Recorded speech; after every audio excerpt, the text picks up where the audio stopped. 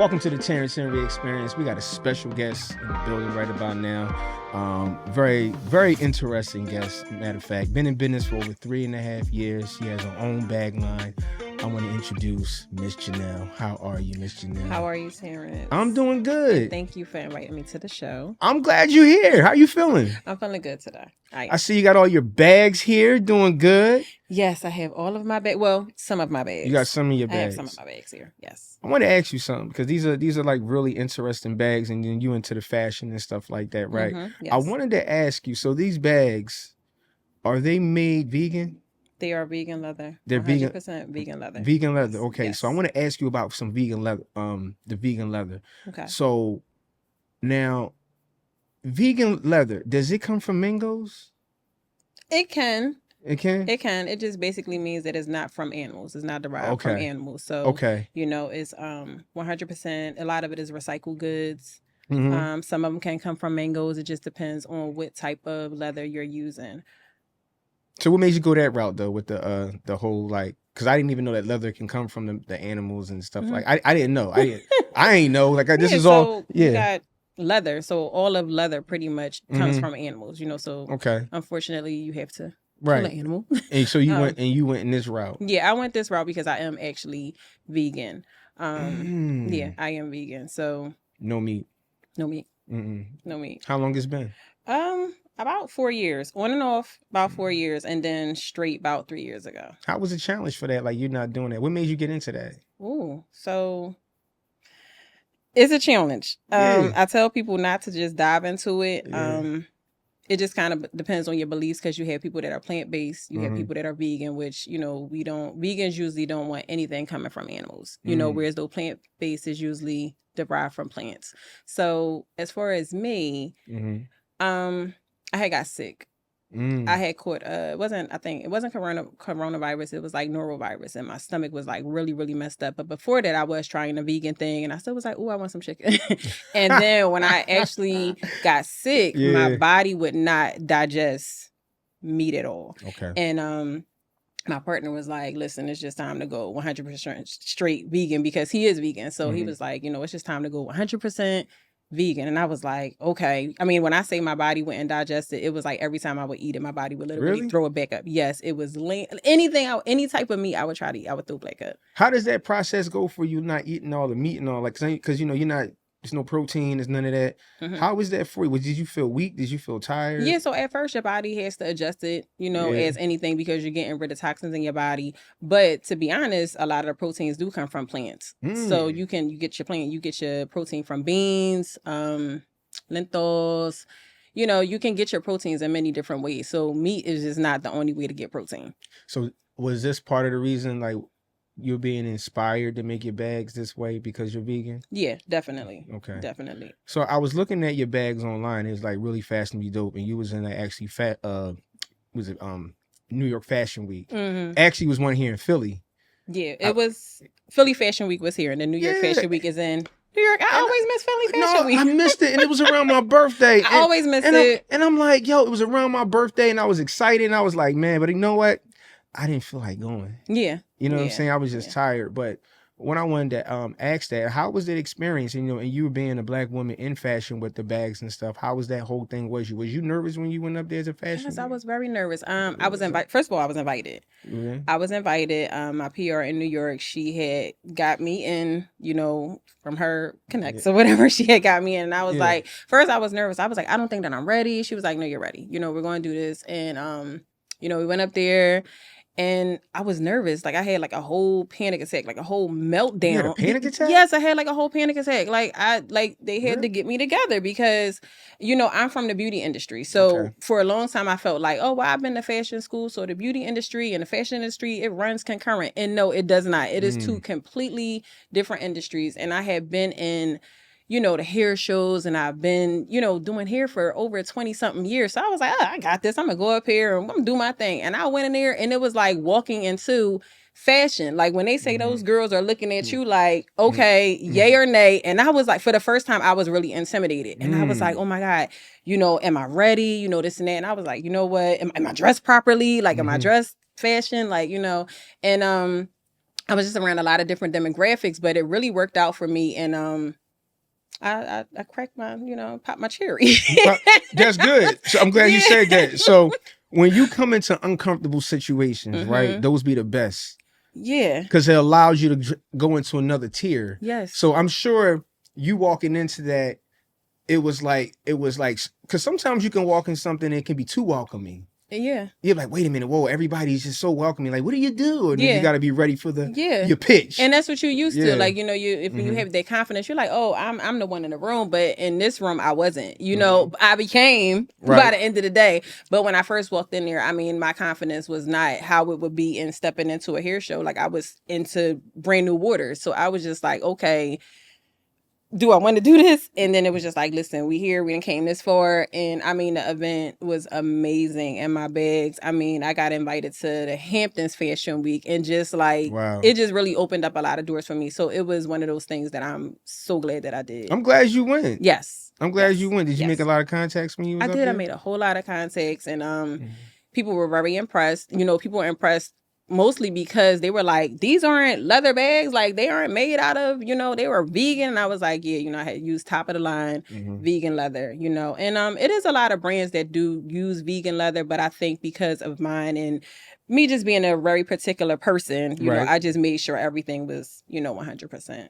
What made you start for the bags though? Besides you, I know, going back to you being vegan, right? But what made you like, you know what, I'm gonna start my business with my bags and like really step it up? Yeah, so I've always been into handbags. In this one particular day, I was in Neiman Marcus. I was in Neiman Marcus. And I was like, you know what? I worked hard. I'm gonna buy me a bag today. Yeah. And I was looking around, and this particular day, I noticed that I wasn't looking at the bags to actually buy a bag. I was really looking because money comes back hard these days. So it's like, usually you're like, all right, I like this, but today I was like, is this bag worth it? Let me check this out. And I'm like, $1,000. You $750. I'm really looking, but usually you'll just buy it because you like it or whatever. And I was like, you know what? I'm just ready to make my own bag. And I was being sarcastic about it. And I was like, I had a little bit of fashion background and, business background. I was like, I'm gonna make my own bag. Like, cause I don't even see anything in here I wanted. And I really wanted a black bag. That was the thing. And I was like, I'm gonna make my own bag. And I was like, I'm gonna make my own bag.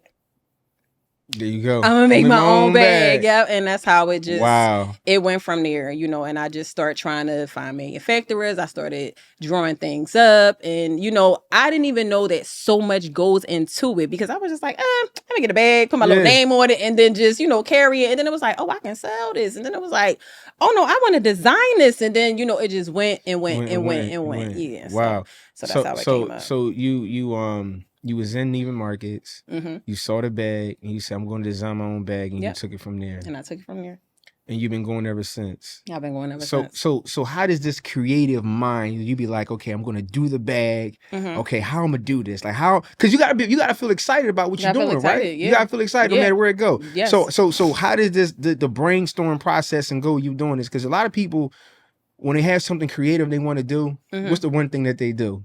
They tell somebody. They tell somebody else. Yeah, I didn't tell anybody. You ain't tell nobody. I didn't tell anybody. Now we're here. Yeah, now we're here. I didn't tell anybody. So tell me, how did you come up with the whole design and everything for it? Like, how did it go? Tell me about it. The first part, I met with a manufacturer, and some manufacturers you meet, they already had pre-made bags, right? So I was like, okay, well, I'm just going to get this bag. I like this bag. You can kind of select bags out. It's different processes that you go through in production. So I was going to get this bag and produce this bag. And so we started the sample process, and I just kind of put my name on the bag. So in my process, I carry my bags before I go to production. So I carried the bag for about 3 months, and I was like, oh, I can't sell this. This is flimsy, is this, is that.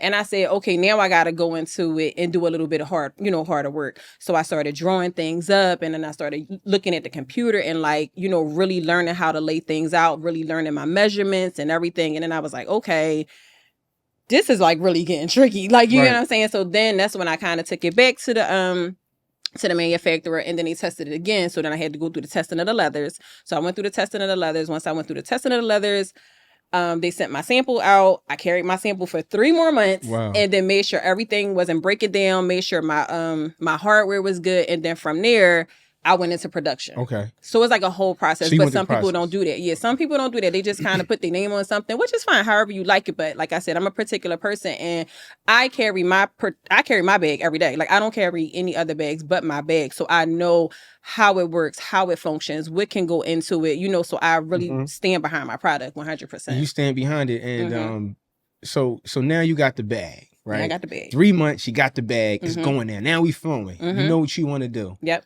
So you putting in production, right? Now it's all about getting it to other people. Now, because you have these bags and you got to get some other people, what goes on now? Is it a struggle? Do people say they like it? Do people say it's, you know?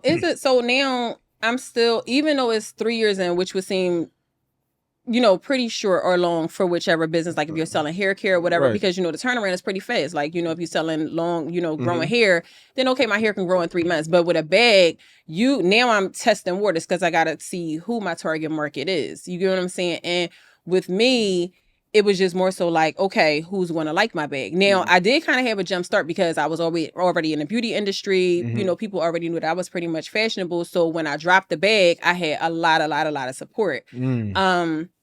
What I would say is the test is sometimes the pricing my bags. Why though? Well, no, I'm not saying pricing them. Like my price is my price. Yeah, you get what I'm saying? Price, but sometimes people, because your name is not a household name yet, it's like, well, why is that bag that price? Or, it's just like, no. You know what? Forget that. You know what I would say? No, not me feeling that way, but just like them. Yeah, them feeling that way. But I always feel like, if you're gonna go and buy a bag from them stores, support your folks. Support your folks. How much is the bag? All right, bet that's what I'm gonna pay for it. Because once you pay for that, that's what it's worth. That's right. You should never devalue whatever what it is. Like if you're gonna spend all that money for other people, you can spend the money for your folks. Exactly. I can tell you how much this bag worth right now. Exactly. Right. I tell you it's $500. You better know it. You better know it. $500. You better know it. Tell me about this bag though. Why it's so special? Because I see you got the roses on the front. So this is the particular bag was so this is actually the original bag. So this is my number one seller. People can see it on the website. This is my number one seller. People love this bag. Okay. The ones that actually have the designs on them was these custom pieces that I end up doing with Brandy Fortune. She's actually a big designer, a big artist out of Philly. So I was like, for Fashion Week, I was like, let's dress it up. Let's do something a little bit different. Whereas though, it can kind of capture the eye when we get to Fashion Week, and I want to stand out opposed to just having black bags. So I had Brandy, put her artwork on each bag. And and I see you got this one. This is more of your spring kind. Yeah, they're spring. This is the spring. So she did about a couple bags for me. And we just kind of did like a collaboration. Okay. And it was just something a little bit different and, opposed to it just being all black. Something a little different. Yeah, I was reading your mission statement and what it said about the stability of it all, the functionality of it, who it's for, and the confidence of it all. Yeah, you're carrying purpose. Yeah, you're carrying a purpose, and you're carrying something that is more meaningful. Yes. And I think that what people don't understand about the value of products and everything, it comes from a meaningful situation. Because sometimes people buy things that don't have no real how can I put this? There's nothing from it. People don't even know it. Intangible. There's nothing. They're just saying that it's the name. It's the name. This is what it is. I'm going to buy it. Right. But nah, that's not always the case. Because you don't know where it came from, where it is. It came from, what it's made of. Yeah. People like us and where we come from, we know what this bag comes from.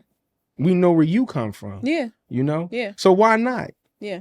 So these bags here, right? So I'm intrigued by the handbags. You know what I'm saying? Maybe when I get a girlfriend, I can buy one. I know that's right. So the thing is with my bags, the inside of them is suede. Okay. The inside of them are suede. Can I look in it? You can look in it, yes. You sure? Yep. Show me how. Let me see. Let me see. So inside the suede in there. So it's suede in the inside. Is that like if you carry jewelry or something like that? Yeah, if you carry jewelry, you have the double pockets on the side. Oh yeah, I like that. And the good thing about them also is that they keep their shape. So they do come packaged, with tissue and everything in them. But they actually keep their shape. So if you stand it up like this, it's going to stand up like this. Whereas though other bags kind of like flim or like, dip down a little bit. I made sure that I had the feet on the bottom.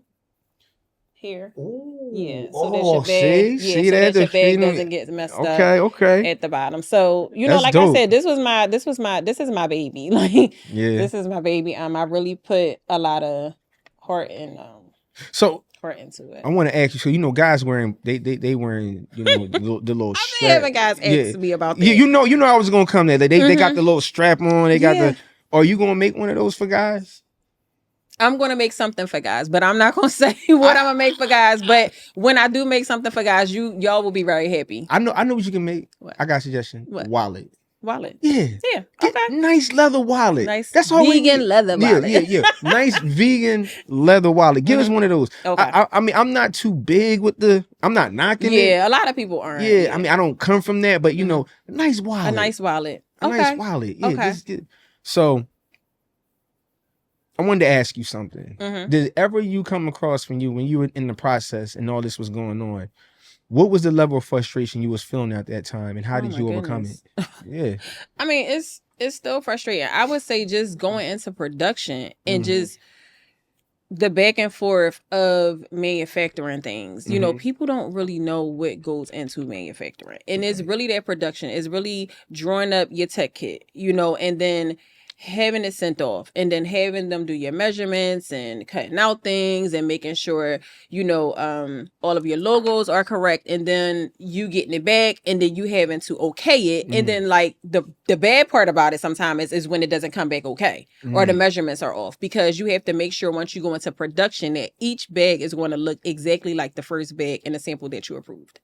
So that's the timing. It's the timing of it all. It's the timing of it all. So when you go through that timing, it's like the little frustration of it all. It's the frustration. Yes, it's the frustration. Because it's in production and how you do it. Yeah, because you come up with a design in your head, right? Everybody comes up with ideas in their head, and then it's like once you put your ideas on paper, it's on paper. But then once you bring your idea to life, how is that going to look? Because people that are helping you with it, you be like, that's not how it looked. That's not how it envisioned. Yeah, exactly. And then you got to make sure once everything is done and you go into production, that people are going to buy it.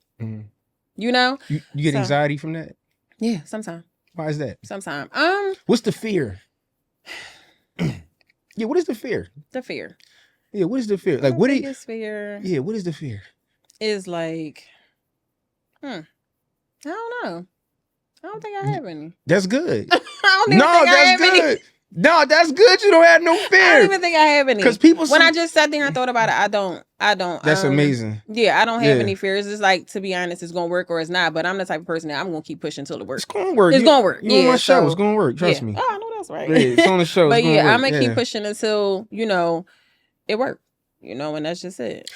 I think that sometimes when I hear that and I tell it's a definite, it's like the law of physics, right? Yeah. Like consistently going. Consistency. Yeah. Even when you're happy, when you're sad, whatever, you're just going to keep doing it no matter what.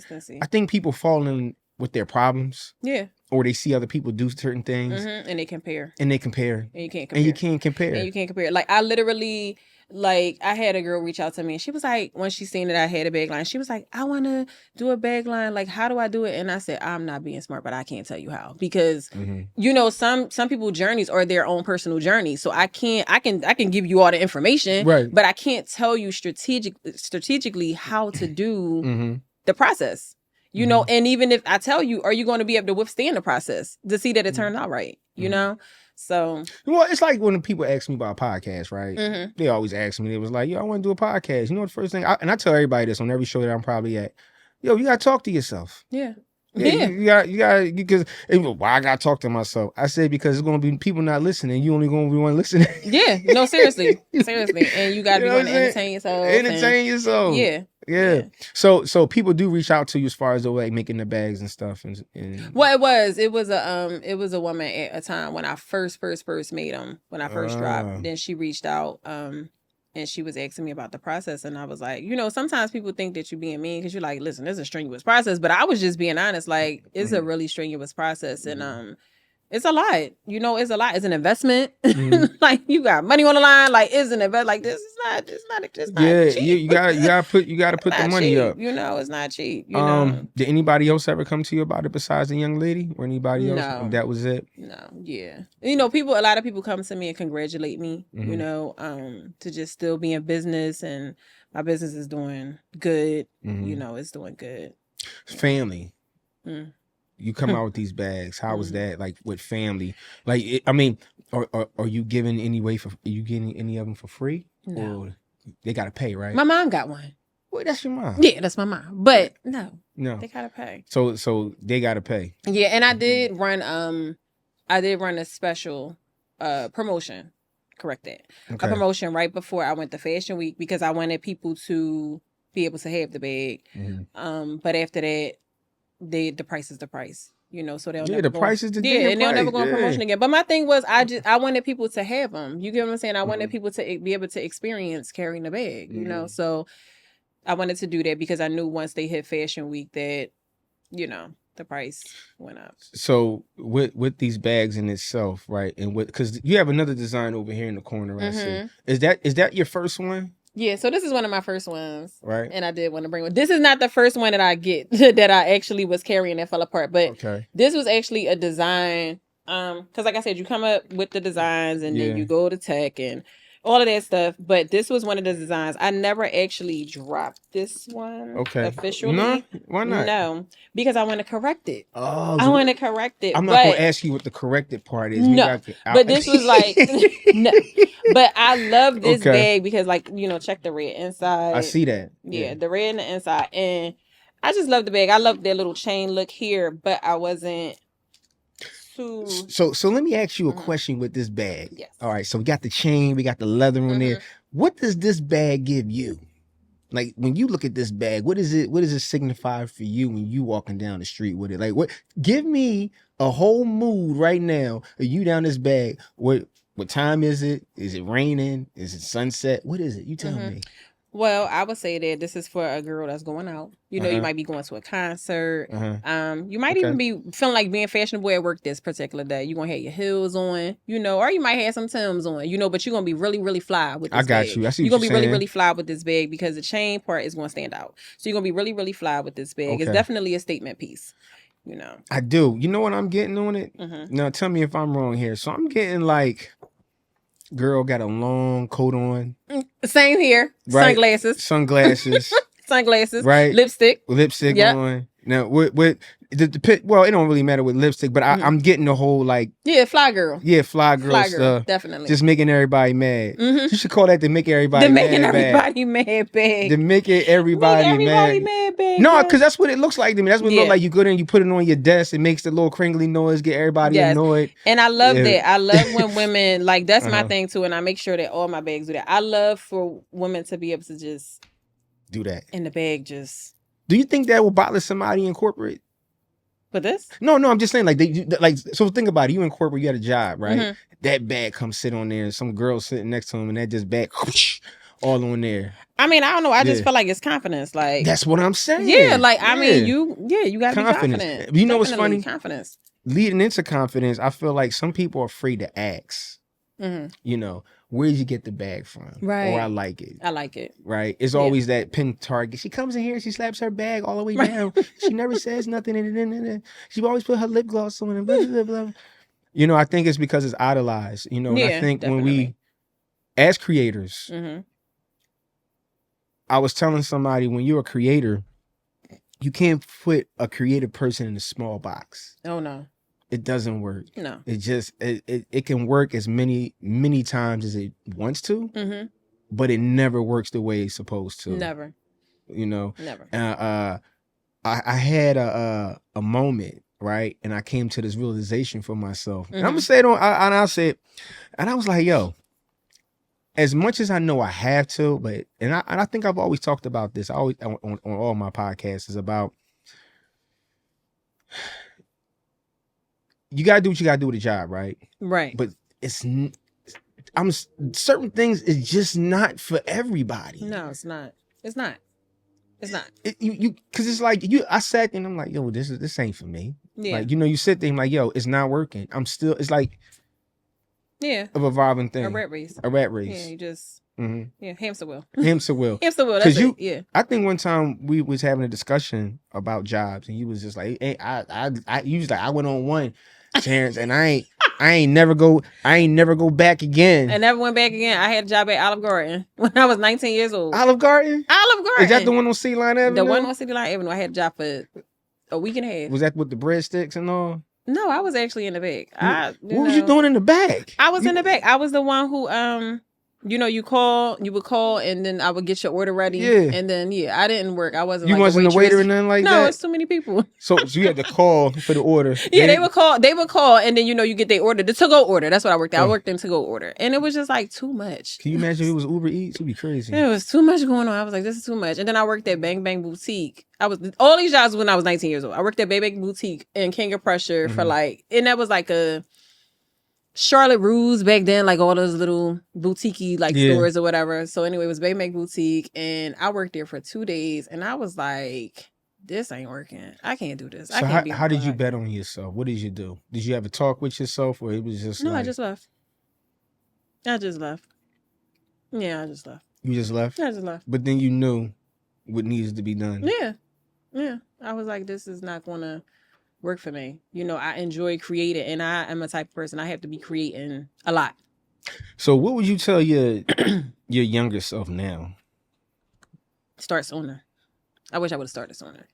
I wish all the ideas that I had, like my bags or like whatever it was, just go for it. Because nobody can actually tell you how their process is going to end up. Just go for it. Just do it. If you mess up, you mess up, but in that you have to be in the process, and being in the process, that's how you get better. Nobody can tell you how to do it. So you just got to do it. If you want to do lashes, if you want to make bags, if you want to make clothes, whatever it is you want to do, just do it. Just do it, and it'll find its way. The more you do it, like you said, consistency. The more you keep on doing it, the more it'll come to life. Do you ever feel like you ever gonna get your own store? You want your own store? No. No, why not? Not right now. Maybe pop-ups eventually, like maybe nice pop-ups, but right now in the process, not yet. No, in the future. In the future? Yeah. Probably so. Yeah, like a boutique store. Yeah. I can see it. I can see it in King of Prussia. I can see it in King of Prussia too. I can see it in King of Prussia. I can see it in King of Prussia. I can see it in Vegas. I can see it in Cali. I can really see that. But it all started from you being in Neiman Marcus. All started from me being in Neiman Marcus. And I was like, if they can do it, why can't I? You don't really hear too many people I'm a guy, so I don't know. But I don't really see a lot of women, especially African American women, that display handbags. There's a couple. There's a couple. Here's a girl out of Detroit. Okay. Is another girl. I think her bags are made in Africa. It's a couple girls now that's like black owned. Okay. That's really doing their thing. And it inspires me. It inspires me. Because one thing about the handbag game, I would say that you have a bigger demographic. So, and one thing about ladies, like, you're not going to just buy one handbag. So I can buy your handbag, I can buy a Louis bag, I can buy, you can have over hundreds of bags. So it's like, it's not just, okay, I'm just going to stick to this designer, or I'm going to this one barber, I'm going to this one hairstylist. You have that big demographic. So you don't really have a competitive, I would say it's a competitive market, but it's not really a competitive market. It's just really you finding your tribe and who likes you and who likes what you drop and purchasing from you. So you say competitive. Do you think it's really competitive? I don't. Because I don't put myself in a lane with other people. I don't put myself in a lane with other people. My bags, and for who like them, they like them, and who don't, it's fine. There's other bags for you to like. You get what I'm saying? So I don't put myself. No, I can see the bag somewhere, and they'll buy it for a really nice price. Yeah, because sometimes people will. I've learned that when people are creative and they make things, people with money will buy it for the price that you say it is. They do. And right now, I just have drops. Like this is my number one seller. Like I said, just from right the black. The black that is my number one seller. Okay, and it sold out the first time it dropped, so I had to bring it back. Okay. And I think I want to recreate it. I want to recreate the bag again. So I do like color? That boutique-y. I like that boutique-y feel. I like having 500 bags and then selling out and then never making a bag again. You get what I'm saying? Like I love that, because then it turns it into a vintage piece. So you might have the 2024 bag, and then once 2030 come, oh my God, I got this original bag, and then the bag originally upsells because there's no more bags being made like that. So I would say you can like you said, you can sell a certain amount, sell out, and then that's it. And that's what I do. And then and then it's like, well, dang, because then if you relaunch it, right, I think people don't know about that marketing scheme. I mean, and that was how I began to see like what lane I wanted to be in. So you have your website they can go to. Yes. Which is www.janelle. The Janelle Collection. The Janelle Collection.com. Yep. Okay. Now, when you get these orders and when they come in, do you have somebody to ship them out or? I ship them out. You ship them out yourself? I ship them out. You do all it by yourself? I have a warehouse. I ship them out. Yes. You have a warehouse? You don't have nobody helping you? I mean, my partner, he helps me. Okay. Yeah, like he helps me. You know, he helps me get them together and we ship them out. But ship them out. you know, it's still like family owned, still kind of small business right now. You know, and then once it starts to build and get bigger, then you know, who knows? But right now, it's just still family owned. Do you want to because you know it's gonna be young girls that are probably gonna watch this and probably gonna be inspired about doing this and stuff like that. Would you bring somebody on now or would you wait?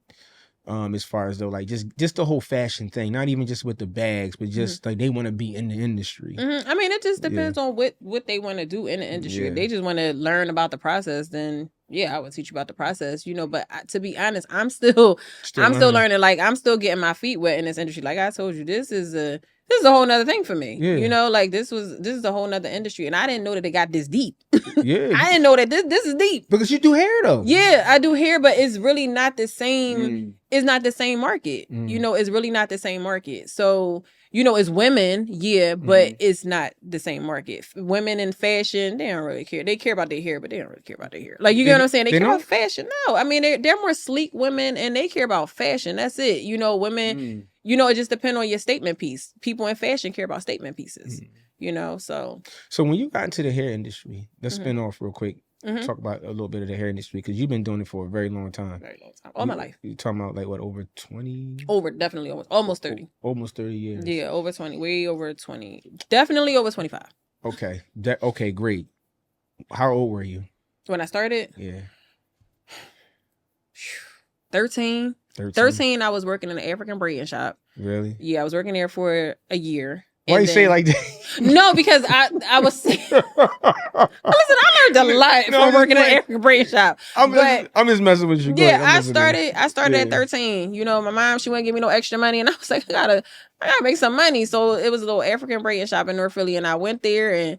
You know, they was in there eating their fish and rice, and I learned all about. Listen, I said, "Oh, that's African food. Okay, yeah, give me some African food. I'm helping break down." You know, I would get paid like $60 a week, and then from there, I started assisting. You know, and I just was hustling. I was like, "Okay, this here game is a little fast money," and then from there, I end up, you know, going to Bach. Going to Bach for shout it. Out Bach. Shout out to Bach, and end up going there and doing hair, and then from there that opened up a world of hair shows for me, and you know I was like, this is cool, you know, and I just kind of stuck with it. And I was like, okay, the money is here, and I did a lot of hair shows. So even with that, it was like, okay, you got the industry, and then you got the business side of it. So I was stuck in the industry doing hair shows and stuff like that, and I wasn't really building a clientele to sustain.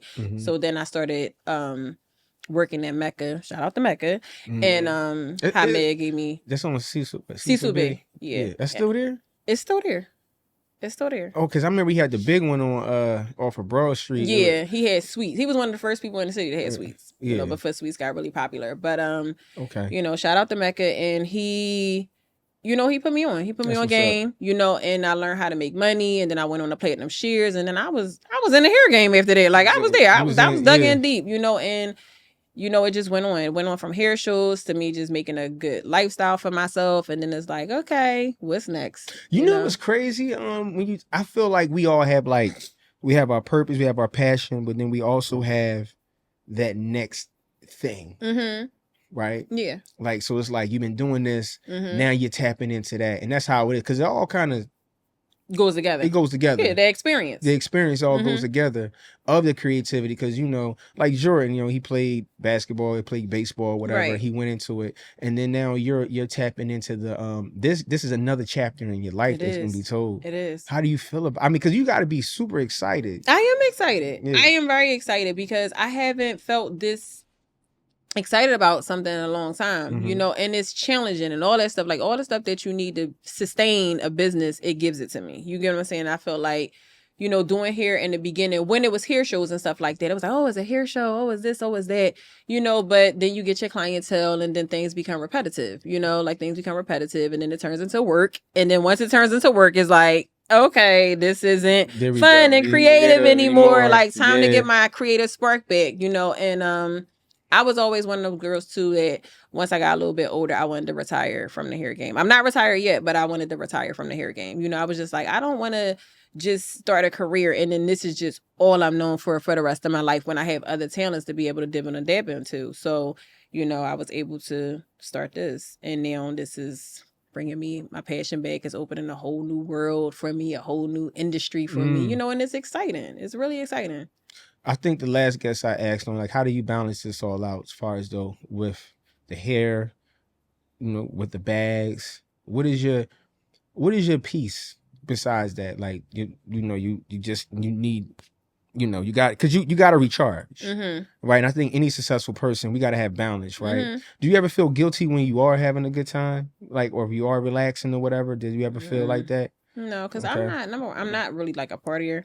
I'm very not even a partier. Yeah. Just finding your own like your own piece without like, you know, I don't want I just need a break. Yeah, when I need a break, I take a break. You know, I don't feel guilty about it. You know, if me doing bags or doing hair or whatever it is becomes overwhelming, then I take a break. You know, and I don't feel bad about it. Like I know that I'm a very strong believer in God. I'm very strong in my faith, and I'm very strong in my spirituality, period. So just with that, I know that if something is for me, it's for me, whether I leave it alone now and then in 5 years I pick it back up. If it's going to work out, it's going to work out. So I don't overwhelm myself and try to rush things. Right. You know, I make sure I take my time with whatever it is that I do and do it as long as I want to do, or you know, well, that's not gonna work anymore. Like it's time to let that go. You know, and that's just what life is. Like some people to me just take like too serious. They do take it serious. Yeah, they just take it too serious. Like, but where does the seriousness come from though? What do you think that people really fear missing out? Not even fear. I think that people be feared for money. Oh yeah, that you know that what I mean? Definitely. I think they're put into the fear of I gotta survive. I need the money, or not even that. People want to be rich. You know, I think that people want things for a lifestyle instead of wanting things because you enjoy doing it, right? You look at Instagram, especially now, like, because before it wasn't like this, right? Before social media and stuff, it wasn't like that. But now it's like people look at social media and, oh, this person is rich and, oh, this person got, you know, Benz, or, oh, this person, you know, and it's like, what can I do to get that? What's going to get me that? So they start businesses or they do these things, but it's only to obtain what they think it is they want to obtain instead of really digging inside of yourself and seeing what is it that makes me happy that I'm going to enjoy, whether I make money from it or whether I don't. And that's sort of how I was with hair. Like I did it. Half of the time I went to hair shows, I ain't had no money. I was a young girl. You get what I'm saying? 17, 18 years old. And I'm like, I'm doing this because I'm enjoying it. I'm enjoying the lights. I'm enjoying the fun. I'm enjoying, you know, creating colors in hair. Like I was doing it because I was creating it. And the same thing with my bags. I do it because I really enjoy the creative process in it. And the money comes, you know, and whatever. Like if I get rich off of it, hooray. If I don't, it's still something that I enjoy, and I'm not going to put it down. Like I should have never did that. A waste of my time. No, because I enjoy doing it. I tell everybody that when it comes to that, like, you gotta really love what you do. Gotta love what you do. You gotta love what you do. The money gonna come. I think to sustain the lifestyle that everybody wants, first of all, let's be honest, it's a luxury, right? Because I always tell people, if you was rich today, we just gave it to you. Yeah. How would you be able to deal with that? You didn't did everything. You didn't fly. You didn't board everything. Now you just got you. How you gonna deal with yourself? Yeah. You know? Yeah. Your family may know you got money too. Yeah. And you got to worry about that. So now you're not happy no more. And I always try to tell people, you know, you really got to find, like you said, what you love, what you doing, yeah, you right? Gotta find, and you got to be happy what you're doing. Like, you know, even in the podcast game, everybody wants to do it, which is great. I love that everybody wants to having a voice to talk. Right. But just don't do it because you think is money there. Money there. You know, the tongue is very powerful, right? Yes. Talking like to people. Yeah. So I always tell people, you really got to watch what you say. Not only you got to watch what you say, if you got kids, they watching you. Yes. You know, and it's on there. Nothing gets erased from the internet. Heck no. You know, Heck and no. it doesn't get erased. And I say it's all really how you prioritize yourself and how you are and how you represent yourself. Because when you do a podcast now, and you forgot about it, whatever, and your kids see it, like, wait a minute. Yep. I didn't know you was talking about that. Like, was you that just the Freaknik that came out. Yeah. The Freaknik. Oh yeah, I saw it. I actually knew a girl that was actually in the video. It was crazy. That was wild, man. I was like, yo, that And like you said, the internet does not go away. Doesn't go away. It doesn't go away. And I just tell people, do it because you love it. Do it because you really embrace it. Yep. You know, I know for a fact this is gonna go a long way. Yeah, I really enjoy this. I really do. It's something that I really enjoy. So let me ask you. I know you got all black colors here, right? Because that's your favorite color. That's my favorite color. Right. Okay. Had to learn that too. That was my favorite color. We had to learn. And I told you it's my favorite color. It's cool. It's cool. Yeah. It's cool. Are you gonna come out with any other colors, or this is it? So this is just sitting there? They sold out. I had colors. I had silver. I had red. I had a different style of the bag. They sold out. The colors are the ones that sold out. They sold out faster, especially at Fashion Week. So at Fashion Week. At Fashion Week, they went fast. So and that was the thing. So online, the black bag is popular, right? Okay. In person, the color bags were popular. So it's like you start, like I said before, you start to learn that market. You know, you start to learn what people like. And it's like, oh, okay. Like you start to learn the shapes that they like. You start to look around at women more and see, you know, do I want my bag wore at an event? Or is this something that I want wore every day? So the classic bag is something that would be worn every day. I got an idea. Okay. But I can't tell you right now. Okay. But when we get all, because I say now somebody going, you know what I'm saying? Like, okay. Yeah. But because I'm looking at the bags and I'm just like, oh, wait a minute. You know what? I got an idea. Okay. No, I don't want no royalties and nothing. I don't need nothing. Like, see how now you looking at the bags and you coming up with stuff because it's fun. It's fun. See? Yeah, I see what you're saying now. It's fun. It's creative. Yeah. It's fun. That's dope. When you was at Fashion Week or whatever like that, what did you watch the runways and all like that? I love. So at Fashion Week is different. It's different designers. It's different different brands that have fashion shows. So Fashion Week is just in New York it's kind of different, I think, than what it is in Philly. And I wish Philly kind of did it that way from what I know about Fashion Week. But in New York, it's just a bunch of fashion shows all the time. So Louis Vuitton can be having a fashion show, but then you can be having a fashion show, or it could be another brand having a fashion show, or I could be having a fashion show. And it's just all these fashion shows that's going on for that week. Wow. So you can be going to like 20 fashion shows a day. Wow. I went to a fashion show here in Philly, a couple of them. I actually enjoy them. They're nice. Yeah, they dope. When they're done right, they're nice. Yeah. When they're done right, they're nice. And when the crowd is good, they're nice. No, I went to a couple that were really good though. The atmosphere. One of my homies, he had one. It was good. Some of them. Yeah, a lot of them actually really good. I like sitting in the front because I like to do this. I like to. Oh yeah, that's good. Oh, you need to be in New York. Yeah, I love it. Like, you need to be in New York. Yeah, look at this one right here. You need to be in New York, right? You need to be in New York. You see that? Damn, you need to be in New York. Yes, I love the way he was there. He was, he was. Listen, I love it. You need to be in New York. Yeah, that's dope. I missed it here in Philly because I found out at the last minute, but there are some local ones. I'm thinking of yeah. I'm having a bag release, so I'm trying to get that together. That is my another that's something that's working on right now. The bag release. On my bag release, and it's gonna be a fashion show, and it's gonna be good. So you get to sit in the front row. That's what I'm talking about. You get to sit in the front row. I want to sit in the front row, and I want to do this. Like, you know what I'm saying? That's the best part. When I want to ask you about these bags also too. So are there different like spring, fall type of bags or things that people wear when they come to it? Like, this is a fall bag, this is a spring bag, this is are there different collections for that? So it is. Because it's cold outside and it get hot outside. It is. So in Fashion Week, it's semi. It's semi. So it's winter and summer. Summer, winter. That's it. Like, well, summer, spring, winter, fall together. So it's only 2. So if you're doing a collection, you could drop all 4, or you can drop you know, like the semi, you can drop your semi bags. So I wouldn't say this is still a bag going into the springtime, but I would say this, like I said, you can carry this bag all the time. But I am coming out March 30th with my spring collection. Yeah, with my spring collection. So you mean the end of this month in March? Because you know we're doing Women's Month. So yeah. So so Women's Month and you coming out with it. I'm coming out with my spring collection. So and it's a totally different shape of bag and everything. So I'm excited. See, I'm just thinking about something. Yeah, let's see. No, my bad. So all right, so I told you about the wallets, right? Do you ever feel like, so you know, girls, they carry the long wallets with all their credit cards and all that, like the long zip. You know what I'm talking about, right? Yeah. Are you gonna bring something like that out? You are? Yeah. Because I was thinking that, and then you could, like, you know, put the I need look, all this stuff need to be recorded. He said, listen. He said, first of all, we about to do a collaboration. Yeah, we about to record all this on the podcast. Listen, he said, look, we about to do a collaboration. Yeah.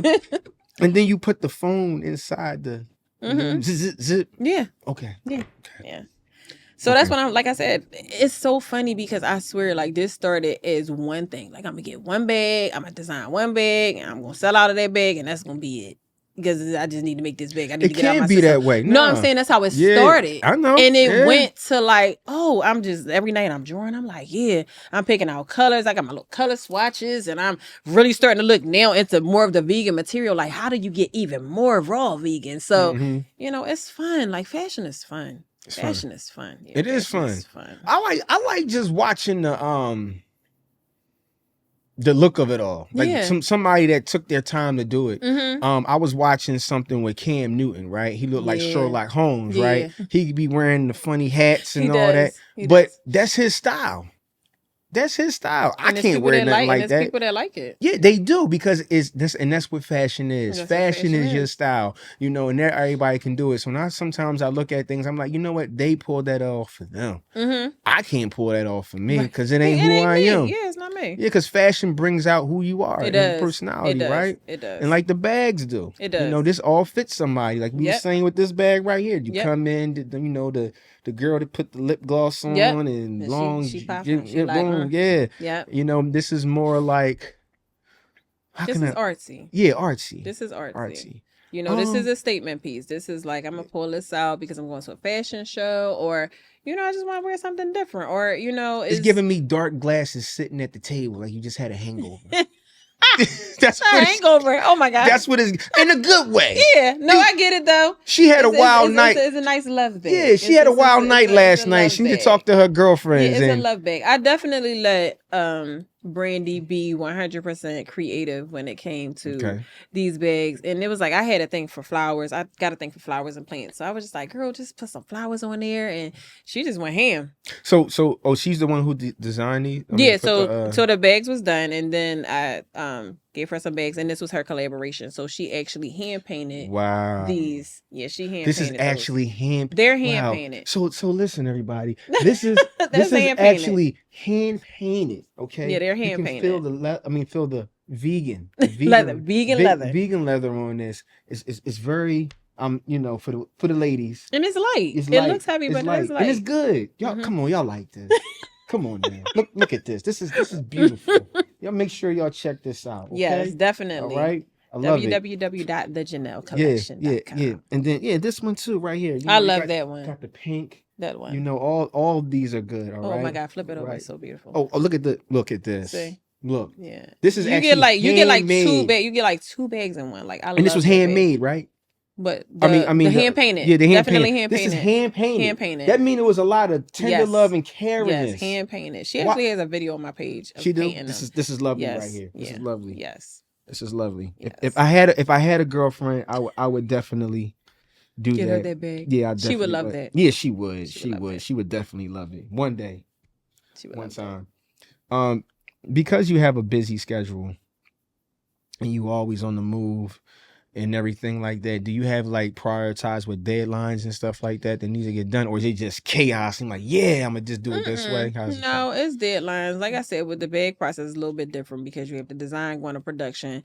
So the only chaos comes when production is done, everything gets shipped in, and then people are ordering. That's more so of the chaos when orders are coming in and people are ordering different things. But the process pretty much is smooth. Picking out my colors and designing everything, and it's really a smooth process. It's really a very laid back process, to be honest.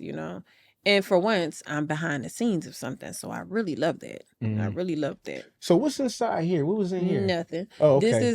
This is the dust bag. So I just had to show. Yeah, so they come with a dust bag when you get them. Oh, this is okay. Yeah, this is the dust bag. So we just had this one here. But when you get your bag, the bag actually comes inside the dust bag. Okay, that's dope. So it's a little shrink. Okay, that's dope. So when they bring it and they buy it.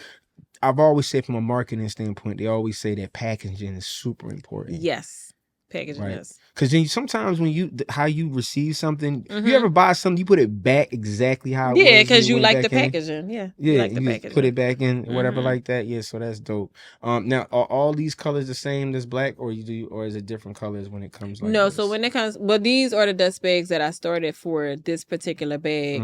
And then, like I said, as the collections go on, you get different dust bags, of course. You get different dust bags. And if the bag is big, then you get dust bags. When they get a little bit smaller, there's no need to get a dust bag. Yeah. So I'm going to ask this. When you become successful, right? Because it's going to happen. Oh, Come on, it is. It has to. It's a law of physics. It has to. I know. Yeah. When you become successful or whatever, what is one of the biggest things you want to do right away? As far as like tangible or like just tell me anything. Because I always think it's always good to ask because it should excite you or some way. What is it that you want to do? I want to start my own foundation. Yeah, like if I have enough money, I want to start my own foundation for like mental health and suicide awareness and stuff like that. So definitely like suicide preventative things, just figuring out how to get better with suicide prevention. Okay. Yeah. Is there any particular reason why that? So yeah, I went through postpartum with my last child, and nobody knew it. Nobody even knew that I went through postpartum with her. And I remember calling the suicide line, the number popped up 1-800-SUICIDE, and it popped up, and I called the line, and they left me on hold, and then they got back on the line maybe about 3 minutes later and was like, "Where are you?" And I hung up. And that's interesting. He put you on hold? They put me on hold. Somebody gave him a job? They put me on hold. And I was like, wait a minute. The logical business person clicked in, and I was like, what kind of system is this in America? I'm just sorry he put you on hold. Like, put me on hold. I'm not trying to laugh, but it's just like, it's crazy. The cops get to you faster than suicide prevention gets to you. Because if you call 911, of course with suicide, then they stay on the phone with you, until somebody gets there and whatever. But suicide prevention, if you call that 1-800-SUICIDE prevention line, you're on hold. And that threw me. Like that really, I don't know if that just happened to me because I never had to, thank God, never had to call again. But I was really at a low point. Like postpartum, I had a baby a little bit older. So, we go through postpartum like it's a known factor. So that kind of sparked, I was like, how can I, start getting into like mental health and, suicide prevention and just like kind of pair with organizations like that, because like I told you, my bag is carrying purpose, being able to show young girls or just anybody, like if you have a dream, just go after it. It's all the time. It doesn't take money. It just takes you starting, so that was like really my push. That was really my push. So I would say that's one of the first things that I would like to do is start a foundation. Yeah. No, that's good. That's really good. I think that because of the internet now, is more self-aware about it now. Like, people talk about it, mental health, make sure you're good. And then we all talk about the social media and people see it like, I want to be like that. I ain't gonna lie. I think that social media it's a world that's created for some people. It's perception. Yeah. Because when we look up, shit ain't changed. Nothing. You know what I'm saying? Outside of social media, it hasn't. No, it doesn't change. And I think that people just get zapped into that world. And, you know, for me, it's kind of like, I'm happy for people out there doing it, right? Like, you went up to Jamaica, go ahead. I'm sitting in this cubicle making some dollars an hour. Like, damn. Yeah, it's like, it's a spiral. Yeah, you be looking, you be like, dang, that's another vacation. I know. But we don't know if they were saving pictures. You don't know. You don't know. Some people just... And there's nothing wrong with the people that really do got it like that. Yeah, nothing wrong at all. Listen, yeah. But for the ones, I be looking at some of them, and I be like, I just sent you last week, bro. You ain't take that flight. I know. Ain't that something? I mean, it's just crazy, like the perception of social media. You know? And it can be a gift and curse. It can be really good because, you know, you can reach millions of people. And then, like, sometimes it could be really bad, you know, for the people that can't reach millions of people and feel like, oh, I'm doing everything for it, you know, because it's like now everybody does everything for social media. It's so crazy. They do. But I always told people this. When you run a business or you run anything, would you rather good 10 people like your picture in your business, or would you rather have 2,000 people that don't care about your business want to see you crash out? Yeah, I would rather 10 people like my there business. You go. 10 strong people that like my brand, you know. There you go. And that's who I do it for. You get what I'm saying? Like and to be honest, like when you're running a business, you don't need millions of people supporting your business. Like when you do the numbers for real, like behind the scenes, you really don't need millions of people supporting your business. Like you really don't. Yeah, you don't. But you know, it's a lot. Yeah. If you got 1 million people, that's a lot of personalities. That's a lot of hiring. You know, it's just a lot. You know, so you know you gotta really, like you said in the beginning of the podcast, that you really have to know what you ask for, and sometimes you can't be biting off more than what you can chew. You know, so like I said. So before we get out of here, Janelle, and I ask everybody this on my show, where you want to be in 5 years? Where do I want to be in 5 years? I want my brand to be then expand. I want to have way more to my collection. I want to be more spiritually in tune with myself. I want my family to be more at peace. And I want to just be thriving. That's dope. How you do it? You do that's how you. But listen, man, I really appreciate you. This was a dope conversation. I wish we could have stayed and did more, but I'm definitely going to promote as well. That, yes. And I thank you for coming on the show. Thank you for inviting me. Oh, not a problem, man. This was definitely one of the exciting ones. Like I said, thank you so much. This episode is a wrap. Thank you, Janelle. And make sure let everybody know where they can get the bags at. I'm sorry. So you can get the bags at my website, www.thejanellecollection.com. We out of here, y'all. Thank y'all so much. Thank you so much. Peace.